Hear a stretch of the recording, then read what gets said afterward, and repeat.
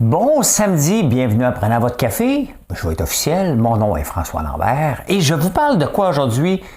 Dreville a finalement parlé cette semaine. Hein? Il a finalement parlé.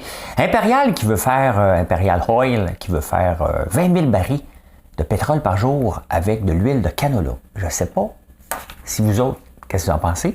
On va parler de ça. La retraite, pensez à sa retraite lorsqu'on commence sa carrière, est-ce que c'est bien ou c'est mal?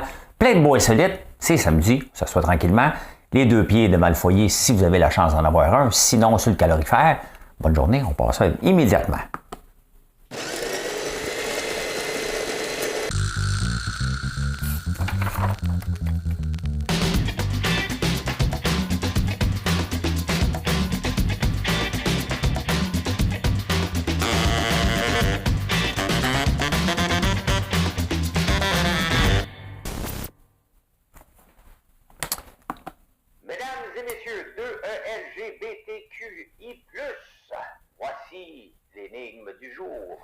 Je ne sais pas si j'oublie des lettres quand je fais la nomenclature de tout le monde à qui je dis que c'est l'énigme du jour.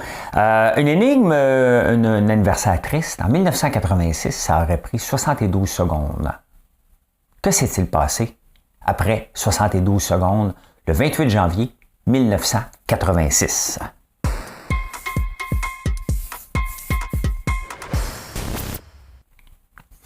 Avez-vous déjà eu une garde partagée? Moi, je l'ai eu, pas longtemps, parce qu'après ça, après ma séparation, les gars sont venus avec moi à temps plein. Mais à un moment donné, tu as la garde partagée et c'est pas toujours évident au point de vue d'autobus scolaire, hein? Gérer les autobus scolaires. Ici, c'est gratuit. En Suisse, il y a encore la mentalité, parce que tu sais, dans le temps que les parents se divorçaient, se séparaient, tu allais devant un juge, puis le juge demandait à l'enfant: avec qui tu t'en vas rester, toi? Fait que là, l'enfant est obligé de choisir, puis c'était une place. Les gardes partagées, là, ça n'existait pas tant que ça, là. Ben, en Suisse, autant que c'est avancé là-bas, pas là-dessus.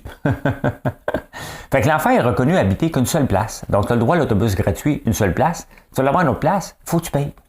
Donc, c'est un cauchemar surtout pour les pères, parce que c'est encore comme ça. La mère a la garde. Mais c'est ça, hein, l'autobus scolaire en garde partagée en Suisse. Ici aussi, c'est assez complexe, mais bon, on ne paye pas. Hein? Mais c'est complexe, on ne les réalise pas des fois, les petits détails. Quand tu veux te séparer, tu regardes, il y a bien des affaires que tu oublies, que tu apprends sur le tas. Bien ça, c'en est un qui est en Suisse. En parlant d'autobus scolaire, j'ai fait les débatteurs cette semaine pour parler des fermetures d'école. Et j'ai appris que c'est les autobus scolaires qui décident s'il y a une ouverture ou non.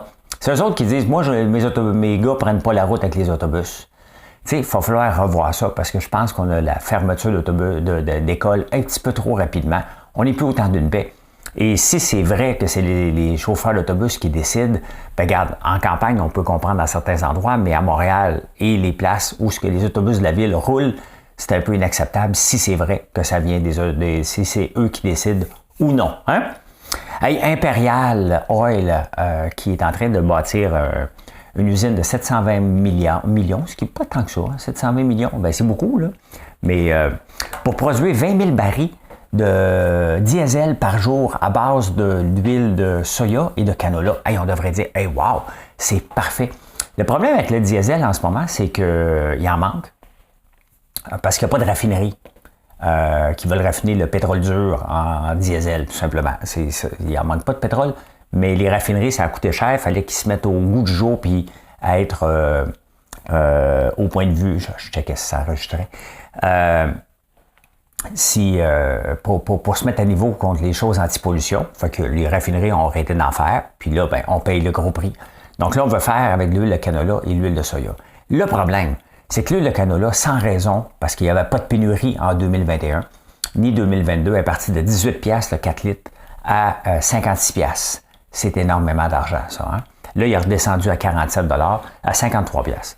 Il est redescendu, mais il y a à peu près 10-15 ans, on a essayé de faire la même chose en insérant beaucoup d'éthanol dans le pétrole, dans l'essence, jusqu'à 10-15 %, pour être obligé d'arrêter parce que ça crée une famine mondiale. Donc là, en pénurie, est-ce que c'est le moment que le gouvernement laisse faire ça? Est-ce qu'on devrait empêcher d'utiliser les ressources? Il y a 10 ans, ça a mal tourné pour le maïs. Et là, techniquement, si on a monté le prix de 18 à 52 piastres, c'est qu'on est en pénurie. Donc là, on va utiliser pour 20 000 barils, c'est combien d'hectares qu'on va avoir besoin? Il faut se poser de sérieuses questions, là, parce que le but d'utiliser nos terres, en premier lieu, est de se nourrir. Donc oui, ça a l'air, hey, wow, ils s'en vont là-dedans, mais de l'autre côté, qui va payer le prix? C'est les consommateurs quand on cuisine tout simplement, qu'on va encore payer le prix. Puis après ça, on va dire l'inflation alimentaire. C'est sûr, on la détourne pour faire autre chose. Hein? Des fois, il y a des entreprises qui c'est vraiment intéressant, puis je vous en montre quelques-unes régulièrement. Regardez ça, la Columbus Washboard Company. Donc, des planches à laver. Hein? Si vous pensiez que c'était terminé, bien, cette compagnie-là existe depuis 128 ans. Ils ont le monopole maintenant, ils sont probablement la seule compagnie à faire ça dans le monde. Mais il existe encore, ils en font 11 000 par année, des planches, surtout pour la décoration, puis les nostalgiques là, qui voudraient vraiment laver leur linge à la main. Mais, ben oui, ça existe encore 128 ans plus tard. Ils lavent pas leur linge. Mais c'est intéressant de voir des compagnies, ils existent, ils le font dans le sol maintenant. Ils n'ont plus une grosse usine comme avant, mais ça a déjà été une entreprise extrêmement florissante. Mais quand même, vendre 11 000 planches par jour, ça en fait quoi, 30? Faut que tu en fasses à peu près 40 par jour, 40, 50. Quand même, c'est quand même un beau gagne-pain. Hein? Hey, vous savez qu'ici, les mois de mars, avril et mai, c'est le mois du sirop d'érable. Hein? C'est le temps de l'année, on sort dehors. Mais il n'y a pas juste ça. Hein?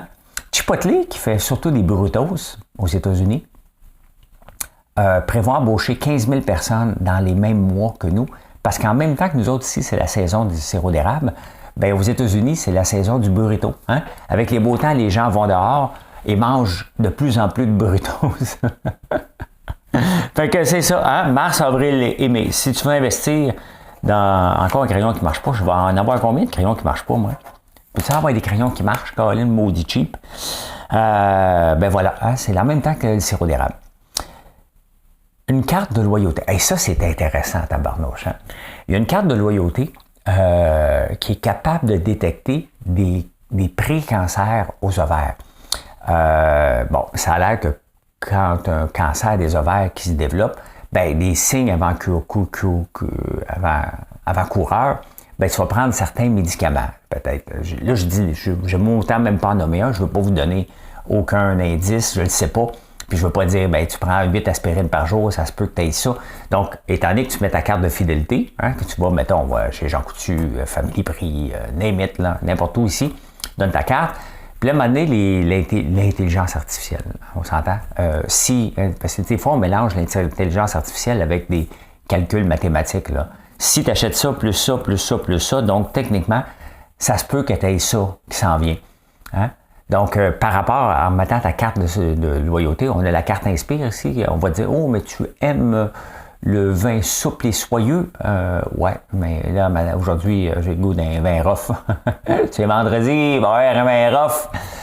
Fait que oui, les cartes de fidélité pourraient être utilisées pour te dire, viens donc voir un doc. Ça va être assez stressant, hein? Au lieu de te dire, tu as 5% de rabais, tu dis, tu reçois un email disant, viens donc voir un doc. Mais oui, on est rendu là, imaginez-vous. Hein?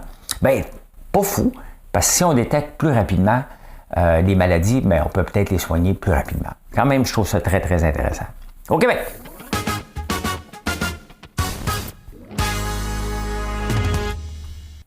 Il est trop chaud, le café, il est trop chaud. Ben écoutez, Bernard Drinville a parlé, ça faisait 98 jours hein, qu'il était en poste, il avait été à tout le monde en parle, il avait trop parlé. Et là, j'ai comme l'impression que ses collègues puis le premier ministre, ils ont dû lui dire « Calme-toi, bonhomme ». Donc, parle pas. Fait que là, il dit « Ouais, mais là, ça fait 100 jours, il faudrait bien que je parle. Hein? » Le 100e jour tombe un samedi. Donc, pas le temps. On va parler au 98e jour. Parce que faire une conférence de presse le samedi, ça marche pas. Puis tout le monde aime ça. Ça fait 100 jours, puis les 100 jours. Puis vous allez voir, là, dans les journaux en fin de semaine, on va parler que la CAQ est là depuis 100 jours. C'est quoi le bilan des 100 jours? Il y a tout le temps ça. Hein?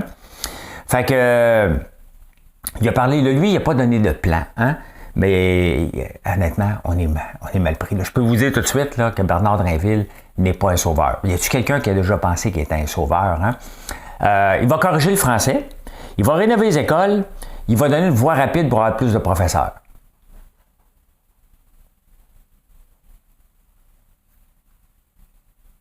C'est le moment, hein? Pourquoi ça veut bugger, là? Ça m'énerve. Ça m'énerve, ça ne buguait pas avant, puis je ne sais pas pourquoi. J'ai beau repartir mon ordi. Ben, il n'y en aura pas de musique. Ouais, hein? Ah bon. Alors, Bernard avait besoin de parler. Il veut corriger le français. Comment peux-tu corriger le français? Tu sais? Ben, c'est sûr qu'en partant, si tu fais un test d'histoire bourré de fautes, tu ne mérites pas de passer non plus, là. Mais corriger le français, c'est parce qu'il faut que tu l'écrives. Hein? Il faut que tu écrives du français pour voir si ça a de l'allure. Mais le problème, on part de loin, il ne pourra pas corriger ça, là. Hein? Rénover les écoles, à toutes les fois qu'on essaie de rénover une école qui coûte, mettons, 150 millions, ça finit par coûter 1 milliard, fait qu'on se tient les breaks, là. Je ne sais pas comment il va faire.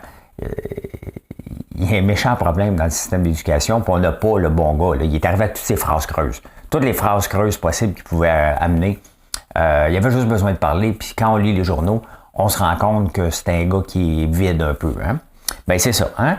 C'est ça. C'est ça qu'on a nommé. On a pensé qu'on avait une super vedette, fait que, ben c'est ça. Consultation sur l'avenir énergétique d'Hydro-Québec qui va se faire au printemps.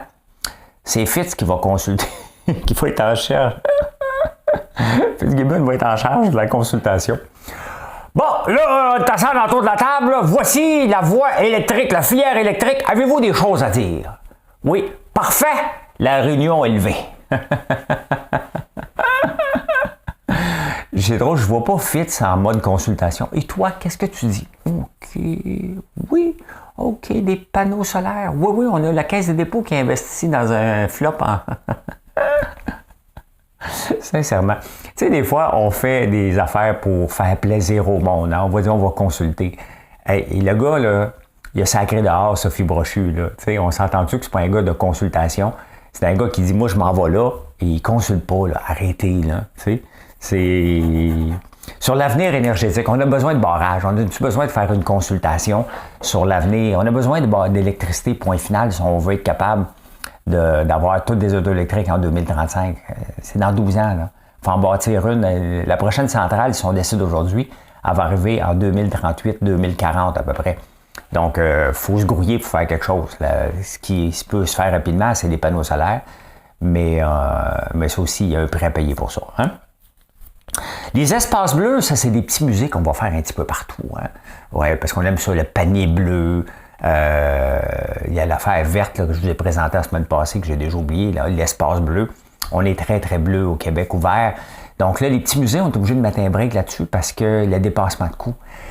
Hey, ça vous tente-tu de signer un contrat avec un prix fixe, avec le contracteur? Tu sais, c'est 50 millions, tu dis, ouais, OK, parfait, il n'y a pas de dépassement de coûts. Comment ça se fait qu'il y ait des dépassements de coûts? Parce que les entreprises savent comment jouer le jeu du gouvernement. Hein? Ils donnent quelque chose pour l'avoir.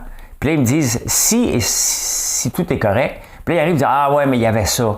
Ah ouais, mais il y avait ça. Tu sais, à un moment donné, il faut que tu signes des contrats blindés, puis que les contracteurs qui veulent l'avoir, ben, ils vont être obligés de le respecter. Là. Tu sais, à un moment donné, c'est parce que les dépassements de coûts, c'est pas 5$, c'est pas 10$, c'est tout le temps de 37 millions à 60 millions. Tu sais, à un moment donné, là, dans le 23 millions, là, c'est comme si le 2x4 coûtait 4 fois le prix à un moment donné. Calmez-vous, là. Tu sais, calmez-vous.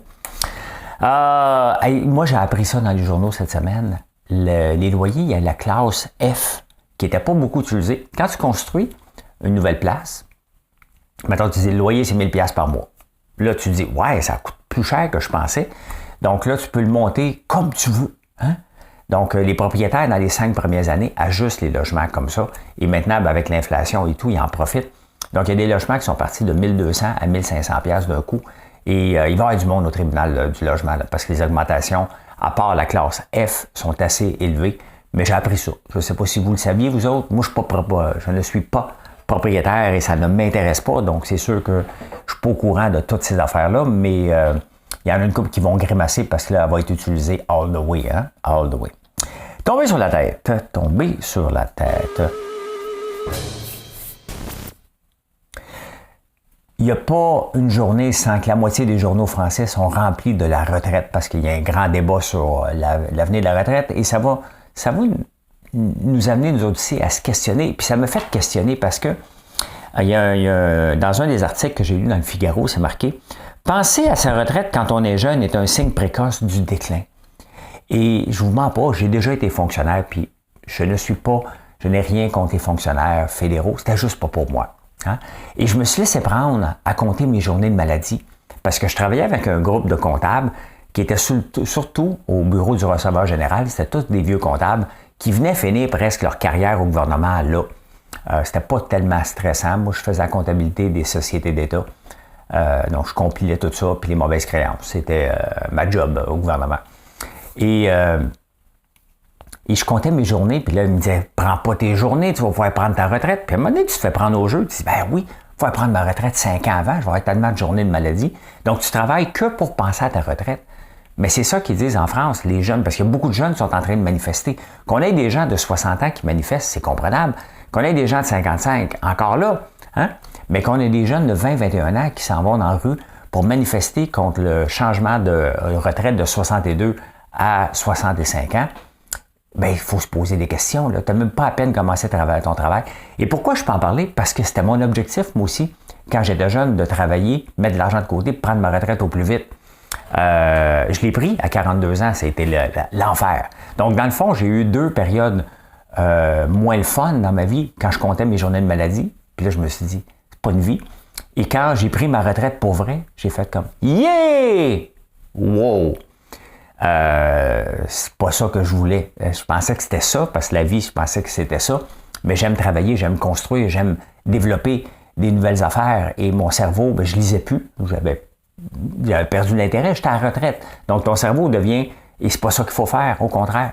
Et d'ailleurs, la plupart des gens qui apprécient leur retraite, hein, puis vous pourriez me le dire si vous êtes parmi vous, qu'est-ce que vous faites à votre retraite? Hein? Mais la plupart des gens qui l'apprécient, la retraite, c'est ceux qui ont passé une partie de leur vie au chômage. La retraite arrive comme, enfin, j'ai un revenu garanti. Maintenant, c'est triste, là, mais c'est ça. Les autres trouvent que, wow, OK, j'ai un ajustement à faire, parce que tu peux pas ne pas être actif beaucoup. Tomber à retraite et être inactif, il faut que tu trouves quelque chose, tu trouves une passion. Mais souvent, on est mal préparé pour ça. Mais il reste que penser, chialer contre la retraite à l'âge de 20 ans, je sais qu'il faut la planifier, là. Mais descendre dans la rue pour dire non, vous ne montrez pas ma retraite de 62, 65 ans alors que tu as 20 ans et que la démographie change, c'est un peu, c'est pas une société en santé et c'est un peu ce que les chercheurs français disent, puis ils ont raison. Ils ont raison. Finance.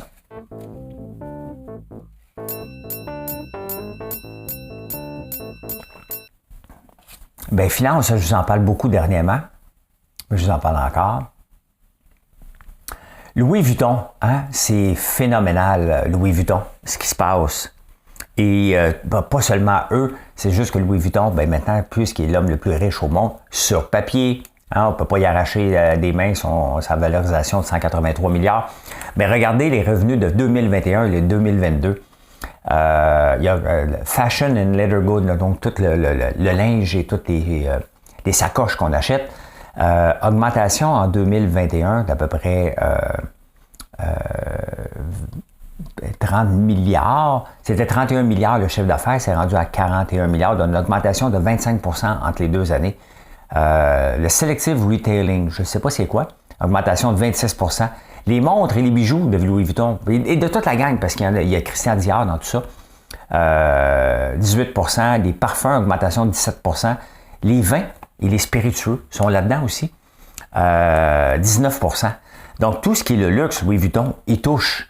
Et c'est spectaculaire parce que nous autres, en Amérique du Nord, on parle beaucoup des GAFA. Hein, c'était ça qui a fait augmenter nos portefeuilles. En France, ce sont les bougies, les choses de luxe comme ça. Mais c'est fantastique ce qui se passe. Bien entendu, ils attendent une année 2023 excellente. Pourquoi? Parce que les Chinois recommencent à voyager. Donc, c'est assez impressionnant. Et pourquoi que ça monte tant que ça? Tout simplement, le YOLO. Hein? Le fear of missing out. We only live once aussi. Hein? Donc, c'est ce qui se passe en ce moment pour dire, regarde, on est enfermé pendant 2-3 ans. Maintenant, on va en profiter parce qu'on ne sait pas si on va être enfermé. Donc, combien de temps que ça va durer? Ça ne peut pas continuer à augmenter du 25%. Ce n'est pas une start-up. Mais quand même, le marché du luxe est là. Puis est là pour rester quand même. Hein? Le PIB aux États-Unis, cette semaine, il a été dévoilé 2,1%. Donc, on est encore en mode croissance ralentie. On est dans un ralentissement. on n'a pas de récession encore. La récession, c'est 2 trimestres consécutifs négatifs. Donc, ça veut dire que le mot récession, avec les chiffres qu'on a en ce moment ici au Canada et aux États-Unis, ne peut pas être mentionné avant le mois d'août 2023. Parce que là, on va avoir le prochain trimestre qui se termine au mois de mars. On va avoir les chiffres vers le mois d'avril à peu près. Mi-avril, à peu près comme là tu sais, à peu près 3 semaines après. Donc, si on a un PIB négatif, on va dire, on va voir le prochain. Ça veut dire que le prochain, c'est au mois de juin. Donc, vers le mois de juillet, vers la fin, donc au début août, s'il y a une récession, c'est là que les journaux vont l'annoncer, quand même. Mais on va le voir quand même parce que la Banque du Canada, les gens ne sont pas contents. Un des anciens personnes qui travaillaient à la Banque du Canada dit « On n'a pas encore été sévère. » Vous voyez? Et les banques, les grandes banques comme la Banque nationale, ici, disent « Non, là, ça n'a pas de bon sens ce qu'ils ont fait. » Vous voyez comment il y a une vision unique d'avoir un chiffre à 2% d'inflation, qui est la Banque du Canada, qui vit en vase clos. Et il y a le reste du monde qui dit « Non, pourquoi on ne peut pas aller là? » L'inflation a été causée par les dépenses extrêmes de notre gouvernement. Peu importe, il a incité, pas pour rien que l'hashtag Just Inflation. Il y a eu la guerre qui a amplifié. La pandémie, qu'on a eu un déplacement, on a acheté plus de papier de toilette, on travaille plus de la maison, on a plus d'électricité parce qu'on est plus à la maison. Toutes nos dépenses ont complètement changé. Des compagnies qui ont explosé, des compagnies qui ont fermé, et il y a eu un réajustement partout. Mais là, la banque essaie de régler ça tout d'un coup, alors qu'ils ont laissé aller. Leur rôle, là, s'ils ne faisaient pas de la politique, c'est que pendant que Justin nous donnait des bonbons à tour de bras, puis ils savaient, la Banque du Canada, ils savent que ça cause l'inflation, ils auraient dû breaker tout de suite à ce moment-là. Ils ne l'ont pas fait. Ils auraient dû juste augmenter un peu pour dire, regarde, on s'en va vers là. Et là, ils l'ont fait cette fois-là. Je le répète, moi aussi, que c'est de façon irresponsable, puis ils vivent en vase clos. C'était pas à faire. On va voir ce que ça va donner, mais la beauté, c'est qu'on ne créera pas récession au moins avant le mois d'août. Ça ne veut pas dire qu'on va pas être dedans, mais on ne pourra pas le dire avant le mois d'août. Azur, les chiffres sortent. La Caisse de dépôt, qui s'est fait prendre dans Celsius, qui se fait prendre régulièrement, malheureusement, avec toute l'équipe de recherche qu'ils ont. On investit 630 millions dans une compagnie de panneaux solaires en Inde. Je vous en ai parlé, mais je vous en parle aujourd'hui parce que il y a d'autres chiffres qui sont sortis. Pendant que la compagnie est en crise, ils ont repompé 200 millions dans la compagnie. C'est 630 millions. Et ce qui est aberrant, puis ce qui est vraiment fâchant, c'est qu'on n'a pas de stratégie ici de panneaux solaires au Québec. On ne veut rien savoir de ça, mais littéralement, c'est l'éolien ou les barrages électriques. Et pendant ce temps-là, le bras droit, la compagnie, la Caisse de dépôt, qui fait des placements au nom du Québec, investit dans une compagnie en Chine qui fait des panneaux solaires. Puis en plus de ça se trouve être une fraude monumentale et on va perdre probablement tout notre argent encore là-dedans, malgré qu'il y avait une équipe de chercheurs, qu'il y avait des gens qui n'étaient pas à la table et il y a des malversations, donc c'est un fiasco total. Alors, on investit dans des compagnies à l'extérieur du pays et pendant ce temps-là, on refuse de développer la technologie. Ce genre de choses-là me fâche particulièrement. Mais ça m'empêchera pas de dormir, là. M'empêchera pas de dormir, pas tout. Le retour de l'or, est-ce que l'or est enfin une valeur refuge, comme tout le monde rêvait, parce que le Bitcoin ne l'est pas?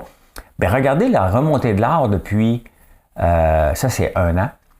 Regardez depuis 5 ans, il est presque à son plus haut niveau. Il y avait eu 2071 au mois d'août 2020.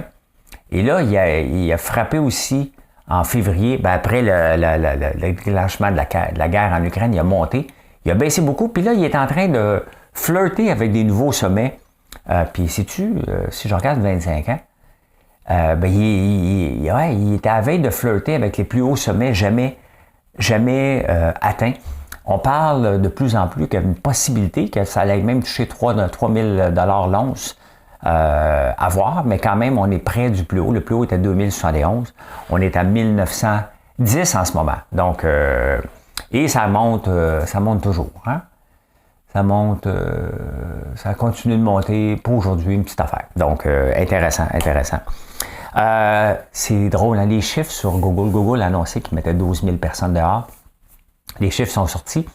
Ils ont congédié sur les 12 000, il y avait 31 massothérapeutes sur le bras de l'entreprise. Tu sais, quand une entreprise va bien, il y a toutes sortes de petits gadgets, puis là, toutes les affaires, le fun, ils sont en train de toutes les couper, là, ça me fait rire. Il y avait 31 massothérapeutes. Insolite!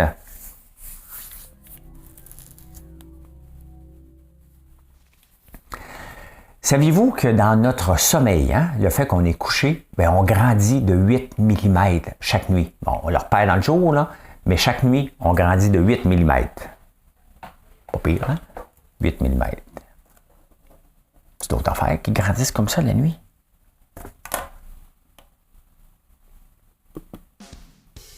Merci. Merci. Je fasse une petite joke de mon oncle. Ça prend toujours une petite joke de mon oncle. Petite joke de mon oncle. Hein? Quel est le... Messieurs, bon, on va assumer que vous paraissez bien, sans être Brad Pitt ou Tom Cruise, là, que vous êtes potentiellement beau. Hein? Parce que ça prend ça quand même à la base. Là. Quel est votre meilleur moyen pour avoir une femme? Mettons que vous voyez une belle femme sur la rue, c'est fou, je lui demande son numéro de téléphone. Ça n'a pas de bon sens, je ne la reverrai peut-être plus jamais. Tes chances d'aller la voir et dire, tu me donnerais-tu ton numéro de téléphone? Peut-être que tu vas lui dire bonjour avant. Sont 9,2 %. Mais si tu as un chien, tu te promènes avec un chien, tu vois une belle femme, puis là tu y jases un petit peu, tu lui demandes son numéro de téléphone, 28,3 %. Donc, si vous voulez flirter, ça te prend un chien. Fait que, Marilyn, si tu me laisses, je m'en vais prendre des marches avec Zouvi. Zouvi, c'est le chien de mon gars. Tout à coup, je vais me promener avec. Hein?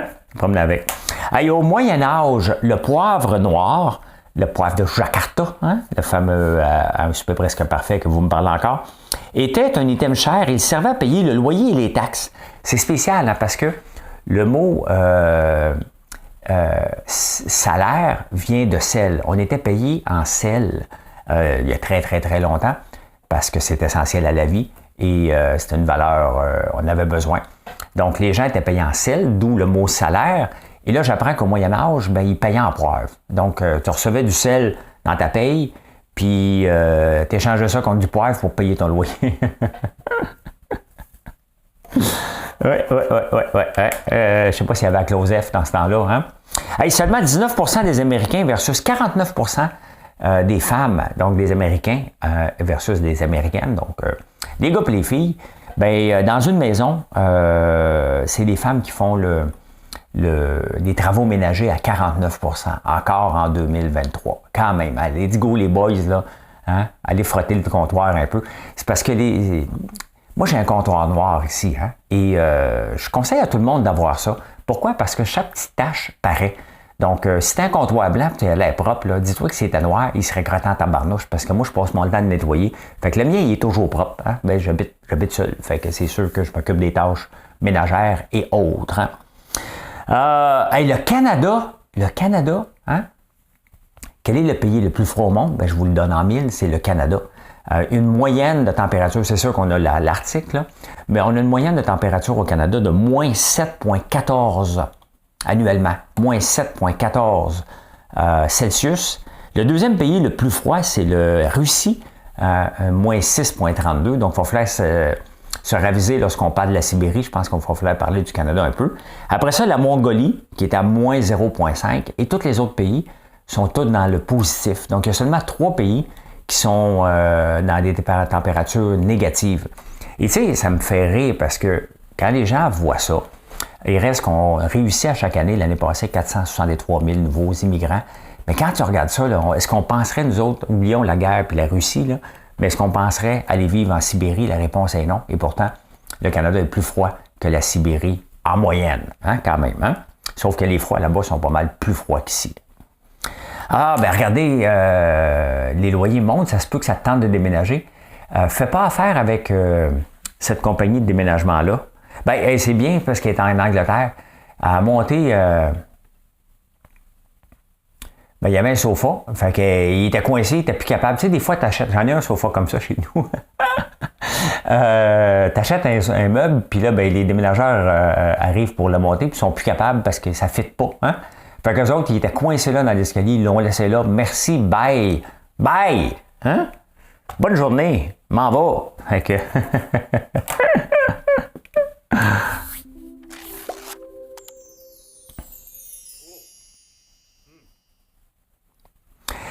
comment on devient un bon entrepreneur? Comment on est un bon entrepreneur? Comment on reconnaît un bon entrepreneur? C'est plusieurs affaires. Mais un entrepreneur n'est pas un penseur. Hein? Oui, on doit penser, on doit réfléchir, c'est pas ça que je dis, mais dans le 80-20, un entrepreneur est un doer, c'est celui qui le fait. Il regarde, il y a une opportunité, ça ne veut pas dire que c'est lui qui le fait manuellement, mais c'est lui qui dit, regarde, on va le faire, on va arrêter de penser. Et ça me fait penser à la phrase de Pierre Pellado, pas Pierre Carl, le Pierre Pellado, quand il est venu pour acheter Québécois, il avait nommé un analyste pour analyser la compagnie, puis il a dit, finalement, l'analyste était revenu pour dire, ouais, ça vaut pas la peine, j'ai analysé tous les chiffres. Il dit, compagnie Québécois, l'achetez Clis! Hein? Il l'a fait. Donc, c'est ça un entrepreneur, ça n'a pas besoin de toujours penser puis d'analyser. À un moment donné, on a une vision et on plonge en espérant que ça fonctionne. Hein? Et l'énigme du jour.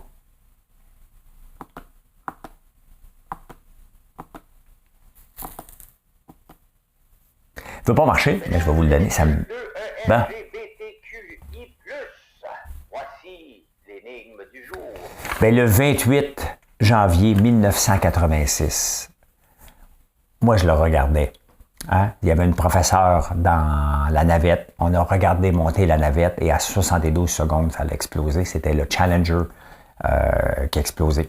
J'aurais pu parler aussi, le 28 janvier 1977, il y a Pierre-Éliott Trudeau qui avait dit « Si le Québec se sépare, je démissionne comme premier ministre du Canada. » Il y avait ça aussi comme énigme potentielle, mais j'ai choisi le Challenger parce que quand même, c'est très triste. Là. Fait que voilà. Hey, je peux dire ceci. Il ne veut pas me le dire, là, mais... Ben voilà. Hey, bon samedi tout le monde, j'espère que vous avez apprécié. Si vous n'avez pas fait de like, un commentaire, ben c'est le moment de le faire. J'apprécie, je vous souhaite une belle journée. Venez nous voir sur françoislambert.one. Je suis à la ferme aujourd'hui, si ça vous tente. Je suis là. Donc, venez nous voir à la ferme. Sinon, ben, venez me jaser sur les différents réseaux sociaux. Bye tout le monde. Bye. Pourquoi 2 fois bye? Hein? Rien qu'une, c'est assez.